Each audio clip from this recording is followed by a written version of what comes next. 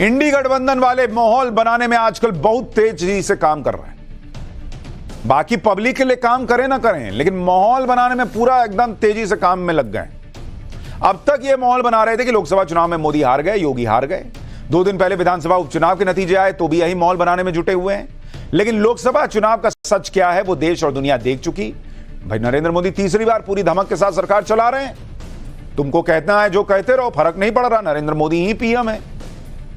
राहुल गांधी को इकोसिस्टम प्रधानमंत्री दिखा सकता है, लेकिन देश के प्रधानमंत्री वो नहीं है, यही सच्चाई है।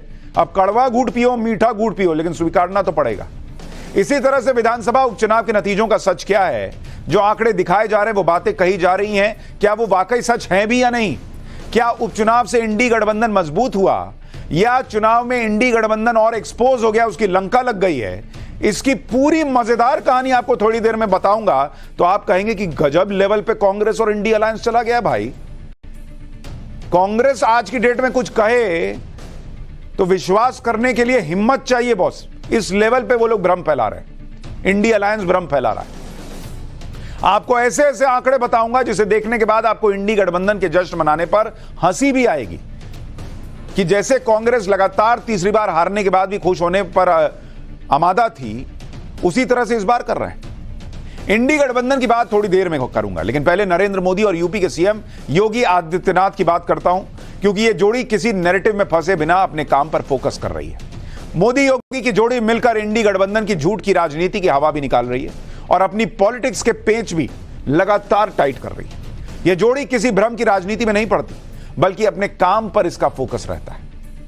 हमने आपको बताया था कि नरेंद्र मोदी कैसे एक एक चुनौती से निपट रहे हैं। हाल में रूस गए, ऑस्ट्रिया गए, वहां जियो पॉलिटिक्स की चुनौती को निपटाया। देश लौटते ही तीसरे टर्म के अपने पहले बजट की तैयारी में जुट गए। मीटिंग धड़ाधड़ लगातार विकास के काम को आगे बढ़ाने में जुटे हुए हैं। शनिवार को नरेंद्र मोदी मुंबई में थे, उन्होंने करीब 25,000 करोड़ रुपए की योजनाओं की आधारशिला रख दी और साथ में विपक्ष के बेरोजगारी वाले नैरेटिव को धुआं कर दिया। नरेंद्र मोदी ने कहा कि उनकी सरकार में 3 से 4 साल में 8 करोड़ नई नौकरियां पैदा हुई हैं। एक बार प्रधानमंत्री नरेंद्र मोदी को सुनिए, फिर आपको बताऊंगा कि योगी आदित्यनाथ भी कैसे इंडी गठबंधन को लपेटे में लिए चले जा रहे हैं। बीते 3-4 सालों में देश में लगभग 8 करोड़ नए रोजगार मिले हैं। इन आंकड़ों ने रोजगार को लेकर झूठे नैरेटिव गढ़ने वालों की बोलती बंद कर दी है। ये झूठे नैरेटिव वाले निवेश के दुश्मन हैं, इंफ्रास्ट्रक्चर निर्माण के दुश्मन हैं, भारत के विकास के दुश्मन हैं। इनकी हर नीति युवाओं से विश्वासघात और रोजगार को रोकने वाली है और अब इनकी पोल खुल रही है। भारत की समझदार जनता इनके हर झूठ, हर प्रपंच को नकार रही है। जनता इनके झूठ और प्रपंच को नकारे या न नकारे, लेकिन झूठ बोलना ये लोग छोड़ नहीं रहे। ये तो बार बार दिख रहा है। नरेंद्र मोदी तो अपना मोर्चा संभाले हुए हैं। अभी एसबीआई की एक रिपोर्ट आई, उसमें कहा गया कि 10 साल में नरेंद्र मोदी की सरकार में जो रोजगार के अवसर पैदा हुए वो करोड़ों में करीब 22 करोड़ के आसपास, और यूपीए के जमाने से कई गुना ज्यादा है। अच्छा, उधर यूपी में योगी आदित्यनाथ ने भी लोकसभा चुनाव के प्रदर्शन पर पहली बार खुलकर बात की और अपने विरोधियों को बताया कि वो योगी आदित्यनाथ को कमजोर समझने की गलती ना करें कि नरेंद्र मोदी जो है उनकी सीटें यूपी में कम हो गई, बीजेपी की कम हो गई, तो योगी सरेंडर मोड में आ जाएंगे। योगी ऐसे किसी मोड में नहीं है बॉस। सीएम योगी ने कल लखनऊ में बीजेपी की प्रदेश कार्य समिति की बैठक में हिस्सा लिया। योगी आदित्यनाथ ने कल ऐसा भाषण दिया कि हार से जिन कार्यकर्ताओं का जोश ठंडा पड़ा था, वो जोश फिर से 7वें आसमान पर पहुंच गया। लोकसभा चुनाव में कमजोर प्रदर्शन को पीछे छोड़ते हुए योगी आदित्यनाथ ने फ्यूचर के रोड मैप की बात कही और सबको टाइट करने के लिए कह दिया। टाइट रहने के लिए कह दिया। सीएम योगी ने कहा कि 2027 की जीत के लिए अभी से सबको सुपर एक्टिव होना होगा। उपचुनाव में बीजेपी 10 में से 10 सीटें जीतेगी, यानी एक टारगेट भी दे दिया। किसी भी सूरत में बैकफुट पर आने की जरूरत नहीं है। बीजेपी यूपी में लगातार 4 चुनाव जीती है और आगे भी यह सिलसिला जारी रहेगा। योगी आदित्यनाथ ने अपने भाषण में विपक्ष को भी खूब लपेटा। कहा कि जो विपक्ष चुनाव से पहले हार मानकर बैठ गया था, वो फिर से उछल कूद कर रहा है। एक बार सुनिए सीएम योगी ने क्या कहा, फिर बताऊंगा कि बीजेपी की बैठक में और क्या क्या हुआ है। जीत का यह सिलसिला जो 14, 17, 19, 22 पंचायत चुनाव, नगर निकाय चुनाव, उपचुनावों में बना रहा, यही मोमेंटम 2027 में भी बनेगा। यह हमारा संकल्प आज से होना चाहिए, आज से होना चाहिए। जिस जीत ने विधानसभा को चुनाव भी जिताया, नगर निकायों में भारी सफलता प्रदान कराई, सर्वाधिक चेयरमैन और सर्वाधिक पार्षद भी जिताए, और आजमगढ़ और रामपुर के उपचुनाव में भी विजय पताका भारतीय जनता पार्टी ने अपना गाड़ने का काम किया था। कोई कारण नहीं 10 की 10 उपचुनाव फिर से भारतीय जनता पार्टी अपने पक्ष में करने में सफल हो।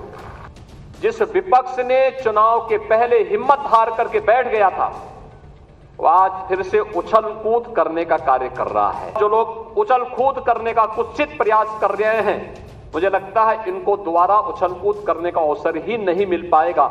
यह हम आप सबको आश्वस्त करने के लिए आज यहां पर आए हैं। भारतीय जनता पार्टी के कार्यकर्ता को किसी भी स्थिति में बैकफुट पर आने की आवश्यकता नहीं है। योगी आदित्यनाथ ताल ठोक कर कह रहे हैं कि बीजेपी के किसी कार्यकर्ता को बैकफुट पर आने की जरूरत नहीं है, और इसकी बड़ी वजह ये जो बूस्ट मिलता है वो विकास के कामों से मिलता है। अभी जो मैं एसबीआई की रिपोर्ट बता रहा था, अभी टीम ने अपडेट किया कि एग्जैक्ट आंकड़ा है, नरेंद्र मोदी के 10 साल में करीब 12.5 करोड़ रोजगार के अवसर पैदा हुए, जबकि यूपीए के 10 साल में करीब 3 करोड़ थे। मतलब 4 गुना ज्यादा नरेंद्र मोदी के इस 10 साल में रोजगार के अवसर पैदा हुए हैं। यह एसबीआई की रिपोर्ट है। तो वही योगी मोदी कह रहे हैं कि जब इतना काम किया है तो बैकफुट पे क्या आते हो जी, कोई झूठ फैला रहा है, उसी में तुम लोग लटपटा गए। योगी आदित्यनाथ के इस भाषण की खूब चर्चा भी हो रही है। इस भाषण के अलग अलग मायने निकाले जा रहे हैं। भाई जैसे लोकसभा चुनाव के दौरान विपक्ष ये बात खूब उड़ा रहा था कि चुनाव के बाद नरेंद्र मोदी यूपी का मुख्यमंत्री बदल देंगे। चुनाव में खराब प्रदर्शन के बाद इस चर्चा ने और जोर पकड़ाई। लेकिन कल योगी आदित्यनाथ ने एक साथ कई कंफ्यूजन दूर कर दिए। उन्होंने कहा कि कार्यकर्ताओं को बैकफुट पर आने की जरूरत नहीं है। सीधा संदेश यह दिया कि योगी आदित्यनाथ बैकफुट पर नहीं आने वाले। यूपी में सीएम योगी के सख्त मॉडल को लेकर जो लोग सवाल उठाते हैं, उसमें कल योगी आदित्यनाथ ने मुहर्रम का उदाहरण देकर साफ कर दिया कि उनकी सरकार जैसे चलती थी वैसे ही चलेगी। यूपी में कमजोर प्रदर्शन के लिए योगी आदित्यनाथ पर भी उंगलियां उठ रही थी, लेकिन उन्होंने साफ कहा कि चुनाव में अति आत्मविश्वास ने भी चोट पहुंचाई है। यानी योगी आदित्यनाथ सीधी और सपाट बात करने से नहीं हिचके। उन्होंने कार्यकर्ताओं में जोश तो भरा ही, साथ ही यह भी बता दिया कि कार्यकर्ता अगर ज्यादा एक्टिव रहते तो नतीजे कुछ और हो सकते थे। यूपी में बीजेपी के कमजोर प्रदर्शन की वजह को लेकर जो रिपोर्ट बनी थी, उसमें कार्यकर्ताओं की नाराजगी, उनकी उदासीनता और सरकारी मशीनरी से उसके टकराव की भी चर्चा हुई थी। इसलिए शायद बीजेपी कार्यकारिणी की बैठक में हर बड़े नेता ने कार्यकर्ताओं का जिक्र जरूर किया, उनकी नाराजगी को कुछ कम करने की कोशिश की। बीजेपी प्रदेश अध्यक्ष ने कहा कि कार्यकर्ताओं के सम्मान से बड़ा कुछ नहीं है, इस सम्मान से कोई समझौता नहीं होगा। यूपी के सीएम योगी आदित्यनाथ ने भी कार्यकर्ता को बैकफुट पर न आने की बात कही। यूपी के डिप्टी सीएम केशव प्रसाद मौर्य ने कार्यकर्ताओं के असंतोष को कम करने के लिए यहां तक कह दिया कि संगठन सरकार से बड़ा है और रहेगा। सुनिए यूपी के डिप्टी सीएम को। संगठन सरकार से बड़ा है।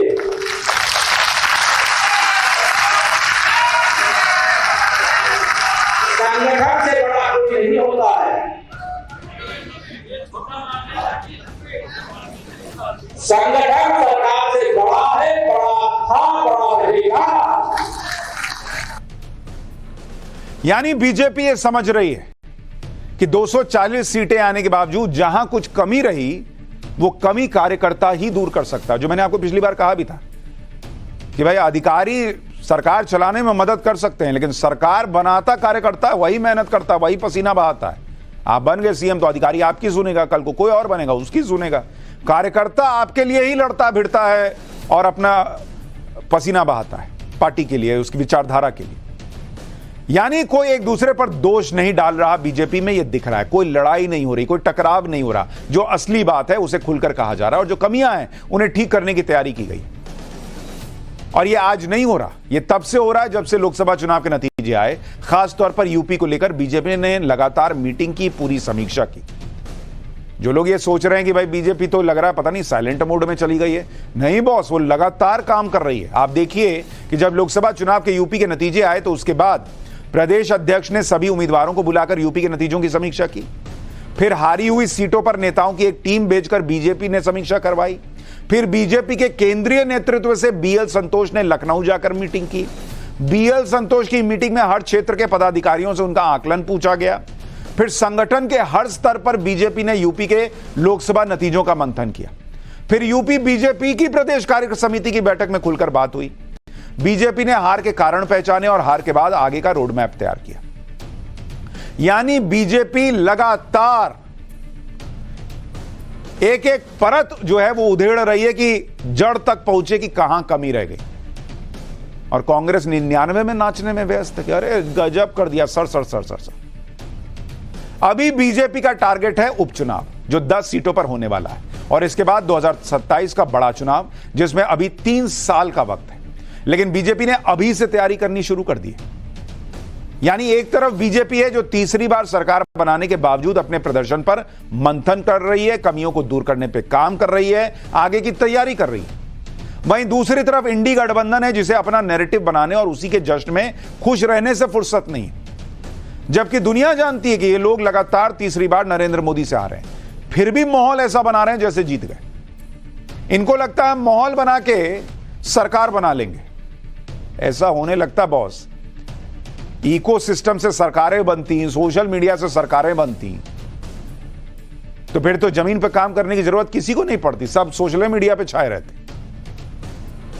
ये लोग माहौल देखे कैसे बनाते हैं। विधानसभा सीटों पर अभी उपचुनाव हुआ, उसको लेके भी माहौल बना दिए। 2 दिन से इंडी गठबंधन और इनका जो भोंपू मीडिया है वो इसी प्रचार में लगा हुआ है कि इंडी गठबंधन ने गजब कर दिया। 7 राज्यों की 13 सीटों पर हुए उपचुनाव में इंडी गठबंधन इसी भ्रम में को फैलाने में लगा है कि उनके गठबंधन ने तो डंका पीट दिया, बीजेपी को हरा दिया।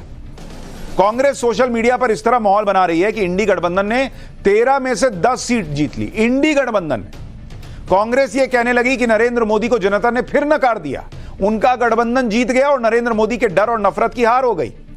राहुल गांधी ने भी दावा कर दिया कि 7 राज्यों में हुए उपचुनाव के नतीजों ने स्पष्ट कर दिया कि बीजेपी का बुना भय और भ्रम का जाल टूट चुका है। अब भ्रम का जाल किसका टूटा है और कौन अब भी भ्रम में जी रहा है, यह आपको थोड़ी देर में बताऊंगा। पहले एक बार उपचुनाव के नतीजों पर कांग्रेस नेता सुप्रिया श्रीनेत को सुनिए जरा, फिर जब फैक्ट बताऊंगा तो बहुत मजा आने वाला है आपको। 7 राज्यों में हुए उपचुनाव के नतीजे बेहद शानदार हैं। इंडिया गठबंधन 13 में से 10 सीटें जीता है, एक पर एक इंडिपेंडेंट की विजय हुई है। भारतीय जनता पार्टी वाले 13 सीट लड़े थे, 11 सीट पर हारे हैं, मात्र 2 जीते हैं। यह देश सिरे से बीजेपी को नकार रहा है। यह देश नरेंद्र मोदी को 1 महीने के अंदर ही एक और बड़ा संदेश दे रहा है। देश किसको क्या संदेश दे रहा है मैं आपको बताता हूं और फैक्ट्स और सच के साथ बताता हूं। सच क्या है यह आप जब उपचुनाव के नतीजों की डिटेल में जाएंगे तो पता चलता है कि इंडी गठबंधन तो बॉस कह रहा है कि हम जीत गए। इंडी गठबंधन तो आपस में लड़ रहा था। जैसे आप बंगाल को देख लीजिए, बंगाल में 4 सीट पर उपचुनाव हुआ था और चारों सीटें ममता बनर्जी की पार्टी टीएमसी ने जीती। लेकिन कांग्रेस पार्टी जिस बंगाल की जीत को इंडिया अलायंस की जीत बता रही है, वो जीत इंडिया अलायंस की कैसे हुई भाई? जब ममता बनर्जी की टीएमसी के खिलाफ लेफ्ट और कांग्रेस ने चारों सीट पर उम्मीदवार उतारे हुए थे। कौन से बात का अलायंस बॉस? गठबंधन है, गठबंधन जीता तो गठबंधन का तो एक ही कैंडिडेट उतरेगा ना। ऐसा होता है कि तुम भी लड़ो हम भी लड़े और बाद में जीत गए तो जाके सट गए, ये हम भी तो जीते ना है। आप खुद देखिए, रायगंज सीट टीएमसी यहां पर जीती, बीजेपी दूसरे नंबर पर रही, कांग्रेस का कैंडिडेट तीसरे नंबर पर रहा। लेकिन सवाल तो यह है कि अगर कांग्रेस और ममता इंडी गठबंधन है और यह जीत इंडी गठबंधन की है तो कांग्रेस ने कैंडिडेट उतारा क्यों हुआ था भाई? राणाघाट दक्षिण की सीट टीएमसी ने जीती, बीजेपी दूसरे नंबर पर रही, सीपीएम लेफ्ट का कैंडिडेट तीसरे नंबर पर रहा। बगदा की सीट टीएमसी ने जीती, बीजेपी दूसरे नंबर पर रही, कांग्रेस का कैंडिडेट 5वें नंबर पर रहा। मानिकतला की सीट टीएमसी ने जीती, बीजेपी दूसरे नंबर पर ही रही और सीपीएम का कैंडिडेट तीसरे नंबर पर रहा। यानी बंगाल में चारों सीट पर कांग्रेस और लेफ्ट ममता बनर्जी से लड़ते रहे और जब नतीजा आए तो ममता बनर्जी की सीट को इंडी गठबंधन का बता दिया। यह गजब है बॉस, मतलब लड़ेंगे अलग अलग और बाद में जीत की ट्रॉफी उठाने की बारी आएगी तो जाके सट जाएंगे कि दीदी हम भी तो साथ है ना, है इंडी वाले, हम लोग इंडी वाले। गजब चल रहा है बॉस। कैंडिडेट उतार रही है कांग्रेस ममता बनर्जी की पार्टी के खिलाफ और कह रही है ममता बनर्जी की जीत तो हमारी जीत है। यह वैसे ही हुआ कि आपको और आपके कोलीग को ऑफिस में काम मिला, आप कुछ किए नहीं, उसका काम खराब करने का प्रयास किए और जब उसका काम हो गया, उसको बोनस मिला, अकाउंट में पैसा आया तो पैसा लेने चले गए कि तुम्हारा इंक्रीमेंट मेरा इंक्रीमेंट, हम दोनों भाई ना है जी। इसी तरह से आप पंजाब का उपचुनाव देख लीजिए, वहां पर आम आदमी पार्टी और कांग्रेस दोनों एक दूसरे के खिलाफ लड़ रहे थे। पंजाब में जालंधर वेस्ट सीट पर उपचुनाव हुआ, जालंधर वेस्ट में आम आदमी पार्टी का कैंडिडेट जीता, बीजेपी दूसरे नंबर पर रही पंजाब में, कांग्रेस तीसरे पे खिसक गई, जबकि जालंधर लोकसभा सीट कुछ दिन पहले ही कांग्रेस ने बड़े अंतर से जीती थी। जालंधर लोकसभा में कांग्रेस के पूर्व सीएम चरणजीत सिंह चन्नी करीब 1,75,000 वोट से जीते, लेकिन जब जालंधर वेस्ट सीट का उपचुनाव हुआ तो कांग्रेस तीसरे नंबर पर गई, बीजेपी दूसरे पे आ गई, जबकि बीजेपी पंजाब में उतनी मजबूत भी नहीं है। और इसी पंजाब में कांग्रेस ने लोकसभा की 13 में से 7 सीट जीती थी। तो इस हार के बावजूद कांग्रेस जश्न मना रही और कह रही है कि उपचुनाव में भी इंडी गठबंधन ने मोदी को हरा दिया पंजाब में। कैसे बॉस? पंजाब में इंडी गठबंधन की 2 पार्टियां आपस में लड़ रही हैं, आम आदमी पार्टी का कैंडिडेट लड़ रहा है, कांग्रेस का भी लड़ रहा है, कांग्रेस अपनी मजबूत सीट गवा दे रही है और कह रहे हैं कि हम जीत गए, मतलब कांग्रेस का फॉर्मूला बड़ा सिंपल है। राहुल गांधी और कांग्रेस चुनाव नहीं जीत सकते हैं तो क्या हुआ, जो जीतेगा हम उसको अपना बोल देंगे। वो एक मोहर लेके चल रहा है, जो जीतेगा ठप्पा लगा देंगे। कांग्रेस जीती तो कांग्रेस की जीत, दूसरा जीतेगा भले आपको इनको हरा के जीतेगा लेकिन उसको कहेंगे हमारी जीत। आपने कहीं देखा कि एनडीए के 2 सहयोगी आपस में ही लड़ रहे हो कि भाई बीजेपी ने भी उतार दिया और मान लीजिए जेडीयू ने भी उतार दिया? ऐसा हुआ कहीं? मतलब मोदी के खिलाफ ब्रह्मांड में कोई लड़ ले, ये उसकी सीट भी इंडिया अलायंस में जोड़ के दिखा देंगे। ये है इनका झूठा नैरेटिव, राहुल गांधी के फ्लॉप शो को हिट दिखाने का नया तरीका। झूठ बोलो और भोपू मीडिया से भोपू बजवाओ, यही हुआ, यही हुआ, यही हुआ। जीते कोई, जीता हुआ दिखाओ राहुल गांधी। एग्जाम में पास हो कोई, लेकिन सर्टिफिकेट दिखाओ राहुल गांधी का। इंडी गठबंधन के बीच ही लड़ाई किस तरह की है, यह बात इस बात से भी समझिए कि कांग्रेस के नेता आम आदमी पार्टी पर हमले का कोई मौका नहीं छोड़ रहे। जैसे आज ही कांग्रेस की नेता रागिनी नायक ने आम आदमी पार्टी के सांसद राघव चड्ढा पर निशाना साधा। असल में राघव चड्ढा अपनी पत्नी और बॉलीवुड हीरोइन परिणीति चोपड़ा के साथ इंग्लैंड में विंबलडन का फाइनल मैच देखने गए थे और वहां से उनकी और परिणीति चोपड़ा की फोटो वायरल हो रही थी।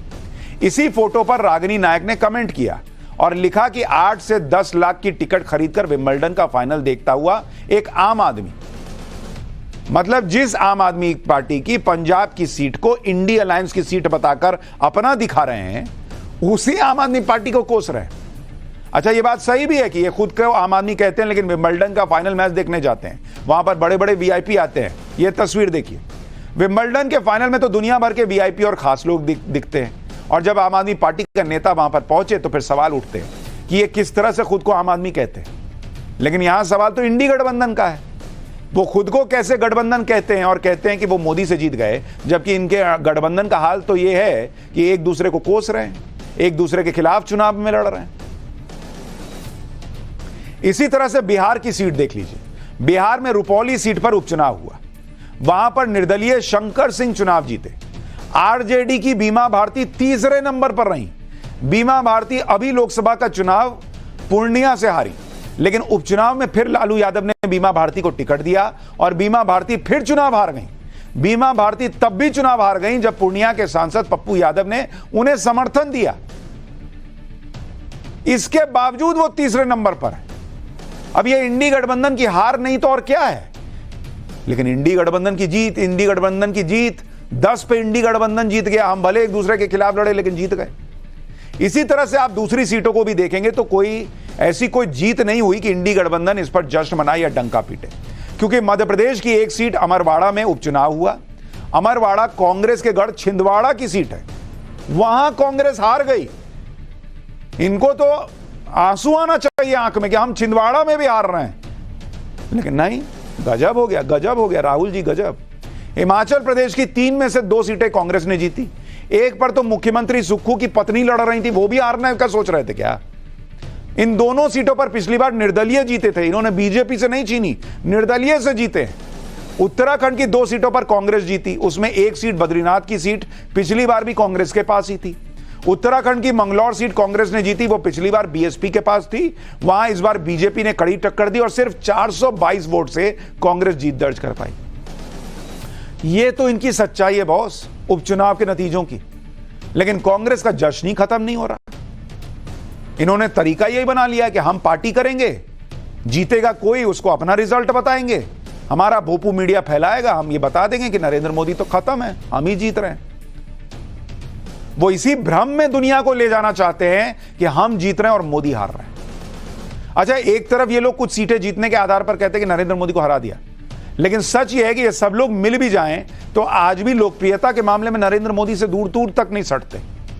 जिस रफ्तार से नरेंद्र मोदी काम कर रहे हैं उस रफ्तार से दुनिया में उनके फॉलो करने वालों की तादाद आप देखिए कैसे बढ़ रही है। सोशल मीडिया प्लेटफॉर्म एक्स, जिसका पहले नाम ट्विटर था, उस पर नरेंद्र मोदी के फॉलोअर्स की संख्या 10 करोड़ पहुंच गई है। 10 करोड़, 100 मिलियन। और खुद नरेंद्र मोदी ने ट्वीट कर इस बात की जानकारी दी। पिछले 3 साल में नरेंद्र मोदी के 3 करोड़ फॉलोअर्स बढ़े।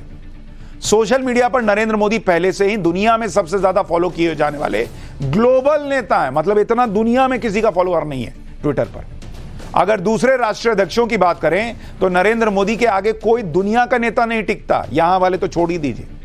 ट्विटर पर फॉलोअर्स के मामले में दूसरे नंबर पर अमेरिका के राष्ट्रपति जो बाइडेन हैं, जिनके 3 करोड़ 81 लाख फॉलोअर्स हैं। नरेंद्र मोदी 10 करोड़, दूसरा नंबर वाला 4 करोड़ भी नहीं है। तुर्की के राष्ट्रपति एर्दोगन ने 2 करोड़ 15 लाख फॉलोअर्स बना रखे हैं। दुबई के शासक एच शेख मोहम्मद के 1 करोड़ 12 लाख फॉलोअर्स हैं।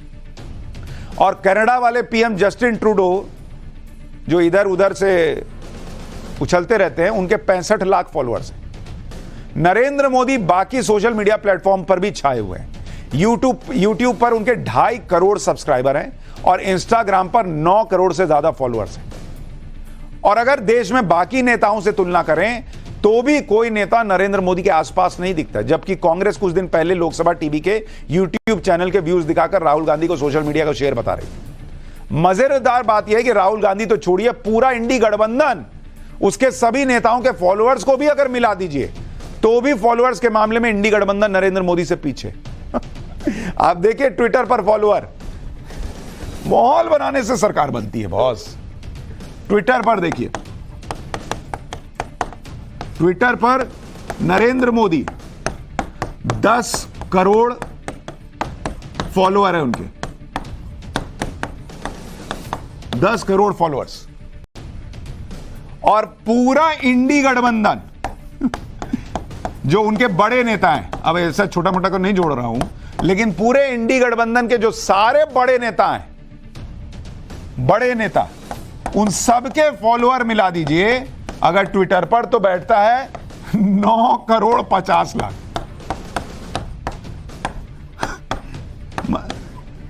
9 करोड़ 50 लाख। ये वैसे ही है जैसे पूरा इंडी गठबंधन मिला के 235 सीट लाया और बीजेपी अकेले 240। राहुल गांधी के तो 2 करोड़ 64 लाख फॉलोअर है। नरेंद्र मोदी 10 करोड़, राहुल गांधी 2 करोड़ 64 लाख। लेकिन नहीं, राहुल गांधी तो गजबे किए हुए।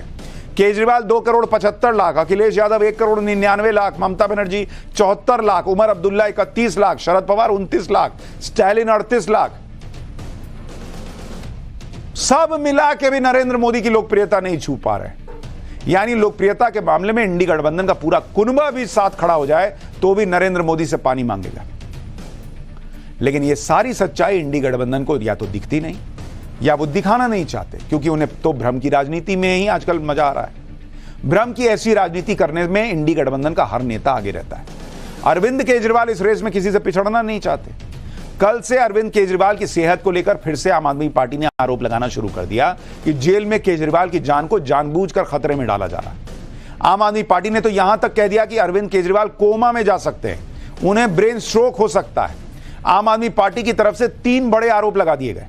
पहला आरोप यह कि अरविंद केजरीवाल डायबिटिक हैं, उन्हें सही मेडिकल सुविधा नहीं मिल रही, इससे उनकी जान को खतरा हो सकता है। दूसरा यह कि अरविंद केजरीवाल का शुगर लेवल कई बार लगातार खतरनाक स्तर तक गिरा है। तीसरा, जेल में अरविंद केजरीवाल का वजन 8.5 किलो गिर गया है। एक बार आम आदमी पार्टी के नेता को सुनिए वो क्या कह रहे हैं, फिर आपको बताऊंगा कि केजरीवाल के वजन गिरने को लेकर तिहाड़ जेल प्रशासन क्या कह रहा है। 21 मार्च से लेके आज तक अरविंद केजरीवाल जी का वजन 8.5 किलो कम हो गया है। जिस दिन ईडी ने उनको गिरफ्तार किया था उनका वजन 70 किलो था, और अब तिहाड़ जेल में जब मेडिकल चेकअप हुआ तो उनका वजन 61.5 केजीज है, 8.5 किलो कम। कि अगर अरविंद केजरीवाल जी के स्वास्थ्य को कुछ हुआ तो ये देश तो क्या, भगवान भी उनको माफ नहीं करेगा। 50 से भी कम गया शुगर लेवल, और आप जानते हैं कि शुगर बढ़ना तो एक बार आप कंट्रोल कर सकते हैं। अगर शुगर आपका लगातार गिर रहा है और अचानक ऐसे गिर रहा है, सोते समय गिर रहा है, तो कोई भी व्यक्ति कोमा में जा सकता है। लेकिन अरविंद केजरीवाल की सेहत को लेकर जो आरोप लगाए जा रहे हैं उसका सच खुद तिहाड़ प्रशासन ने बताया। तिहाड़ प्रशासन ने बताया कि 1 अप्रैल को जब अरविंद केजरीवाल को तिहाड़ जेल लाया गया था उस वक्त उनका वजन 65 किलो था। जब 10 मई को कैंपेन के लिए केजरीवाल को जमानत मिली तो उनका वजन 64 किलो था। जब 2 जून को अरविंद केजरीवाल ने सरेंडर किया तब उनका वजन 63.5 किलो था, और आज उनका वजन 61.5 किलो है। यानी 2 जून के बाद अरविंद केजरीवाल का वजन 2 किलो ही कम हुआ। और ऐसा भी नहीं कि अरविंद केजरीवाल का वजन अचानक से और तेजी से गिर रहा है, जैसा आम आदमी पार्टी दावा कर रही है। तिहाड़ प्रशासन ने भी सीनियर मेडिकल ऑफिसर के हवाले से यह बताया कि वजन कम होने की वजह कम मात्रा में खाना या कम मात्रा में कैलोरी लेना भी हो सकता है। तो ऐसे में सवाल उठता है कि क्या अरविंद केजरीवाल जानबूझकर कम खाना खा रहे हैं? क्योंकि तिहाड़ के सूत्रों के मुताबिक अरविंद केजरीवाल को तो घर का बना खाना दिया जा रहा है, लेकिन 3 जून से वो पूरा खाना नहीं खा रहे। जहां तक अरविंद केजरीवाल की सेहत से खिलवाड़ का आरोप है तो खुद एम्स का मेडिकल बोर्ड लगातार उनकी सेहत की निगरानी कर रहा है, और अरविंद केजरीवाल की पत्नी लगातार इस मेडिकल बोर्ड के संपर्क में है। तिहाड़ प्रशासन ने भी बताया कि अरविंद केजरीवाल का ब्लड प्रेशर, शुगर लेवल और वजन लगातार मॉनिटर हो रहा है। उन्हें उनकी बीमारी के मुताबिक ट्रीटमेंट दिया जा रहा है। लगातार 3 दिन में 3 बार घर का खाना मिलता है। तिहाड़ प्रशासन ने आम आदमी पार्टी के आरोपों को गलत बताया है, उन्हें गुमराह करने वाला बताया। अब जब तिहाड़ प्रशासन ने रिपोर्ट जारी कर सब क्लियर कर दिया है तो आम आदमी पार्टी को इस बात पर ऐतराज है कि तिहाड़ प्रशासन ने रिपोर्ट क्यों सार्वजनिक कर दी। अब कह रहे हैं कि बता क्यों दिए? पहले कह रहे थे कि जो वो बता रहे वो ठीक है, तिहाड़ प्रशासन ने रिपोर्ट दे दी। तो सुनिए संजय सिंह क्या कह रहे हैं।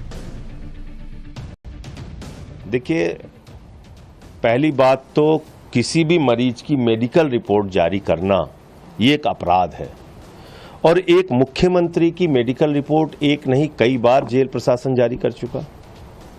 आप ये साबित कर रहे हैं कि आप अरविंद केजरीवाल की जिंदगी के साथ खिलवाड़ कर रहे हैं। अरविंद केजरीवाल दिल्ली के मुख्यमंत्री हैं। हम तो यही चाहते हैं कि वो स्वस्थ रहें और उनकी सेहत में कोई लापरवाही ना बरती जाए और बेस्ट से बेस्ट ट्रीटमेंट उनको मिले। लेकिन आम आदमी पार्टी को भी यह समझना होगा कि अरविंद केजरीवाल की सेहत की लगातार निगरानी की जा रही है, इसलिए उनकी सेहत को लेकर लगातार विवाद बनाना और सुर्खियों में बने रहने की कोशिश करना भी सही नहीं।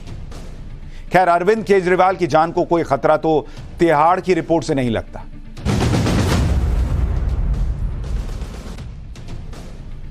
बीते 46 साल से इस बात का इंतजार हो रहा था कि पुरी के जगन्नाथ मंदिर के तहखाने में आखिर खजाना है कितना। ओडिशा में पिछले 46 साल में कई सरकारें आई चली गई, लेकिन मंदिर के खजाने का दरवाजा किसी ने नहीं खुलवाया। इस बार ओडिशा के विधानसभा चुनाव में पीएम मोदी ने देश की जनता से वादा किया था कि अगर ओडिशा में बीजेपी की सरकार बनी तो जगन्नाथ मंदिर के खजाने के दरवाजे खोले जाएंगे। और अभी अभी सरकार बनी है, नरेंद्र मोदी ने वादा पूरा कर दिया।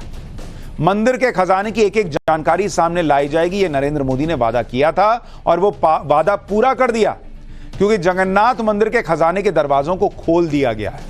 और इस खजाने में किस तरह के कीमती सामान हैं उसकी पूरी बकायदा लिस्ट तैयार की जा रही है। खजाने के अंदर कितना सोना है, कितनी चांदी है, कितने हीरे हैं, जवाहरात हैं, इसकी एक एक चीज का वजन और कीमत निकाली जा रही है। इसके बाद कीमती सामानों की एक पूरी लिस्ट तैयार की जाएगी। हालांकि इस खजाने के एक हिस्से को 46 साल पहले भी खोला गया था, इसलिए इस नई लिस्ट को पुरानी लिस्ट से मिलाया जाएगा ताकि ये चेक किया जा सके कि इस खजाने में कोई घपला तो नहीं हुआ। खजाने की लिस्ट इसलिए भी मिलाई जा रही है क्योंकि खजाने के अंदर वाले कमरे की चाबियां पिछले कई सालों से गायब थी। ये चाबियां कब और किसने गायब की थी, इसकी जानकारी भी किसी के पास नहीं है। इसलिए जब खजाने को खोलने वाली टीम रत्न भंडार के अंदर वाले कमरे को खोलने पहुंची तो वहां दरवाजे के ताले तोड़ने पड़े। इसके बारे में आगे विस्तार से बताऊंगा, लेकिन उससे पहले खजाने के ताले किस तरह खोले गए इसकी पूरी प्रोसेस बताता हूं। दरअसल कल 14 जुलाई को रविवार को 11 लोगों की एक टीम जगन्नाथ मंदिर के अंदर खजाने के पास पहुंची। यह खजाना शुभ मुहूर्त निकालकर दोपहर 1:28 पर खोला गया। रत्न भंडार में 2 कमरे हैं, इसमें पहले बाहरी कमरे को खोला गया, उसके बाद अंदर के कमरे के ताले तोड़कर खजाने को बाहर निकाला गया। रत्न भंडार से मिले खजाने को लकड़ी के 6 बड़े बड़े बॉक्सेस में शिफ्ट करके सील कर दिया गया, 6 बड़े बड़े बॉक्सेस में। इसके बाद टीम ने रत्न भंडार के दोनों कमरों में नए ताले लगा दिए। इस पूरी प्रोसेस की वीडियोग्राफी कराई गई है ताकि खजाना निकालने की प्रक्रिया को पारदर्शी बनाया जा सके। इसके बाद शाम करीब 5:20 पर यह पूरी टीम बाहर आ गई। इस पूरी प्रोसेस में करीब 5 घंटे का समय लगा है। सोचिए, इतना खजाना कि 5 घंटे में उसे 6 बड़े बक्सों में भरा गया। आगे बढ़ने से पहले आपको वो बड़े बड़े बॉक्सेस दिखा देता हूं जिनमें रखकर इस खजाने को बाहर निकाला गया है। ये देखिए, ये इतने बड़े बड़े बॉक्स हैं जो सारे भर गए हैं। लकड़ी से तैयार किए गए इन बॉक्सेस के अंदर पीतल की प्लेट्स लगाई गई ताकि खजाने में मिले सामान को किसी तरह का नुकसान ना हो। ये बक्से इतने मजबूत और भारी बनाए गए हैं कि इन उठाने के लिए 10 से 15 लोग लगाने पड़ते हैं, खाली बॉक्स उठाने के लिए। खजाने और कीमती चीजों से भरे इन बॉक्सेस को मंदिर परिसर में बने एक दूसरे कमरे में ही रखा गया है। इस कमरे में सीसीटीवी कैमरे समेत सुरक्षा के पूरे इंतजाम किए गए। आने वाले दिनों में खजाने में मिले कीमती सामानों की एक्सपर्ट्स की मदद से डिजिटल लिस्टिंग की जाएगी, जिसमें उसका वजन, कीमत के अलावा निर्माण से जुड़ी जानकारी की पूरी लिस्ट बनाई जाएगी। इस रत्न भंडार को आखिरी बार 46 साल पहले 1978 में खोला गया था, लेकिन तब खजाने की पूरी लिस्ट तैयार नहीं हुई थी। ऐसा क्यों किया गया, यह राज पिछले 46 साल से दबा हुआ है। इसलिए पीएम मोदी ने वादा किया था कि ओडिशा में बीजेपी की सरकार बनते ही खजाने की डिटेल सामने लाई जाएगी। 46 साल पहले जब इस खजाने को आखिरी बार खोला गया तब इस खजाने में क्या क्या मिला था वो भी याद कराता हूं। 1978 में तैयार की गई एक लिस्ट के तहत जगन्नाथ मंदिर के खजाने में करीब 1,49,610 ग्राम यानी 100 किलोग्राम से ज्यादा के सोने के गहने मौजूद थे। आज 10 ग्राम सोने की कीमत 75,000 रुपए के आसपास है। इस हिसाब से जगन्नाथ मंदिर के खजाने की कीमत 112 करोड़ रुपए और 20 लाख रुपए बैठती है। यह सिर्फ सोने के उन गहनों की कीमत बता रहा हूं जिनका वजन हुआ था। सोने के गहनों में कीमती रत्न भी जड़े हुए थे। इसकी कीमत के बारे में तो अभी जानकारी ही नहीं आई है बाहर। इसके अलावा मंदिर के खजाने में करीब 2,58,000 ग्राम चांदी के बर्तन भी थे। मंदिर के खजाने में बहुत से ऐसे गहने मौजूद थे जिनका वजन लिस्ट तैयार करते वक्त नहीं किया गया, लेकिन अब मंदिर के खजाने से जुड़ी एक एक सटीक जानकारी सामने आ सकती है क्योंकि पूरा खजाना बाहर आ गया, 6 बड़े बड़े बॉक्सेस में भर दिया गया। अब एक एक की लिस्ट बनेगी, सबका वजन होगा, किस सोने के जेवर में कौन सा रत्न लगा है यह भी चेक होगा, और करोड़ों अरबों का खजाना जो है वो देश को पता चल पाएगा कि कितना खजाना जगन्नाथ मंदिर में था। और यह हो रहा है क्योंकि नरेंद्र मोदी अपना वादा पूरा कर रहे हैं। पिछली बार 2018 में हाईकोर्ट के निर्देश पर रत्न भंडार को खोलने की कोशिश हुई थी, लेकिन तब तक असली चाबियां गायब हो चुकी थी। इसलिए कल जब यह टीम मंदिर के खजाने को खोलने पहुंची तो पूरी के जिला कलेक्टर के पास सिर्फ खजाने के बाहरी कमरे की चाबियां थी। उन चाबियों से अंदर के कमरे का एक भी ताला नहीं खुला। इसके बाद कटर, मशीन और दूसरे औजारों के जरिए अंदर के ताले तोड़े गए, इसलिए इस पूरी प्रोसेस में 5 घंटे का समय लग गया। लेकिन इस दौरान एक हैरान करने वाली घटना भी हुई। जैसे ही यह टीम ताला तोड़कर खजाने के अंदर वाले कमरे में पहुंची, वैसे एक पुलिस अधिकारी चक्कर खाकर गिरते गिरते बचे। ऐसा क्यों हुआ इसकी जानकारी अभी तक सामने नहीं आई है, लेकिन सोशल मीडिया पर दावा किया जा रहा है कि खजाने को देखकर शायद ऐसा हो गया कि उनको चक्कर आ गया। सवाल तो नियत का भी है। अगर नरेंद्र मोदी वादा करते हैं और पूरा करने के लिए कटर इस्तेमाल हो, दूसरी चीजें इस्तेमाल हो, खजाना बाहर ला सकते हैं, तो पहले भी हो सकता था। लेकिन यही नरेंद्र मोदी और दूसरों का फर्क है। पीएम मोदी ने जगन्नाथ मंदिर में जो करवाया वो नवीन पटनायक की सरकार भी करवा सकती थी, लेकिन हर बार मंदिर की चाबी गायब होने का बहाना बनाकर खजाने का राज 46 साल से टल रहा है। दरअसल श्री जगन्नाथ टेम्पल एक्ट 1954 के मुताबिक हर 3 साल में मंदिर के रत्न भंडार को जांच के लिए खोलना जरूरी है। हर 3 साल में। इस रत्न भंडार को पहली बार 1926 और दूसरी बार 1978 में खोला गया, लेकिन इसमें रखी संपत्ति का पूरी तरह से मूल्यांकन नहीं किया गया। 1985 में भगवान बलभद्र के आभूषणों की मरम्मत के लिए रत्न भंडार को खोला गया, लेकिन खजाने में मौजूद गहनों की कोई जानकारी आधिकारिक तौर पर अपडेट ही नहीं की गई। इसके बाद से भगवान जगन्नाथ का यह खजाना बंद ही रहा, लेकिन कोर्ट के आदेश पर अप्रैल 2018 में मंदिर के रत्न भंडार की जांच के लिए 16 सदस्यों की एक टीम बनाई गई। यह कमेटी खजाने के बाहरी भंडार में गई, लेकिन अंदर वाले भंडार में जा ही नहीं सकी क्योंकि इसकी चाबी गायब हो चुकी थी। तो जो काम हर 3 साल में होना है वो 46 साल से नहीं हुआ है बॉस। इसलिए इस बार चुनावों में पीएम मोदी ने ओडिशा की जनता से वादा किया था कि वो मंदिर के खजाने के तालों को खुलवाएंगे, और खुलवा दिए। आपको सुनवाता हूं पीएम मोदी ने क्या वादा किया था। इसके बाद खजाना कहां से आया इसके बारे में भी बताऊंगा। पर सोमनाथ दादा का भी कर्ज है, मुझ पर महाप्रभु जगन्नाथ जी का भी कर्ज है, और इसलिए मैं उड़ीसा के एक एक नागरिक को गारंटी देता हूं, आप आश्वस्त रहिए, यहां भाजपा सरकार बनते ही ये चाबी का राज खोला जाएगा।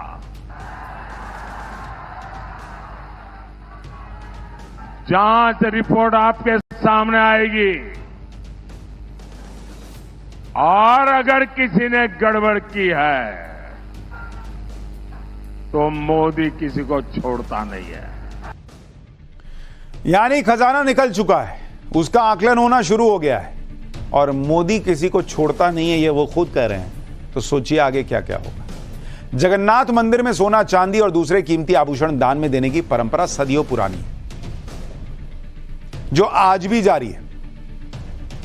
आज आपको खजाने के इतिहास के बारे में भी बताता हूं। भाई आपके भी मन में आ रहा होगा ना, इतना खजाना आया कहां से मंदिर में। दरअसल 12वीं सदी में ओडिशा को कलिंग के नाम से जाना जाता था। यहां तब गंगा वंश के राजा अनंत वर्मन चोड़ गंगा का राज था। जगन्नाथ मंदिर का वर्तमान रूप राजा अनंत वर्मन ने ही बनवाया था। इसके अलावा मंदिर को सोने के हाथी, घोड़े, फर्नीचर, बर्तन, बहुमूल्य रत्न दान दिए थे। जगन्नाथ मंदिर के ऐतिहासिक दस्तावेज मदला पंजी के अनुसार गंगा वंश के दूसरे राजा अनंग भीम देव ने लगभग 14.5 लाख ग्राम सोना दान में दिया था, जिनसे भगवान की मूर्तियों के आभूषण बनाए गए थे। गंगा वंश के बाद कलिंग पर सूर्यवंशी राजाओं ने शासन किया। इन्हें गजपति के नाम से भी जाना जाता है। गजपति साम्राज्य की स्थापना राजा कपिलेंद्र देव ने की, जिनका साम्राज्य बंगाल से लेकर दक्षिण में कावेरी तक फैला हुआ था। राजा कपिलेंद्र के बारे में एक शिलालेख में इस बात का जिक्र मिलता है कि दक्षिण में एक युद्ध के बाद जब राजा कपिलेंद्र वापस लौटे तो वो अपने साथ 16 हाथियों में लादकर सोना लाए। ये सारा सोना उन्होंने श्री जगन्नाथ मंदिर में दान कर दिया था। 14वीं और 18वीं सदी के बीच इस रत्न भंडार में इतना सोना जमा हो गया कि इसे 18 बार लूटने की कोशिश हुई। सोचिए कितना सोना था वहां, और अभी भी कितना रत्न और सोना वहां पर है। और अब जाकर नरेंद्र मोदी वादा पूरा करते हैं तो वो रत्न बाहर आए हैं, वो सोना बाहर आया है, लेकिन अभी तो बाहर आया है।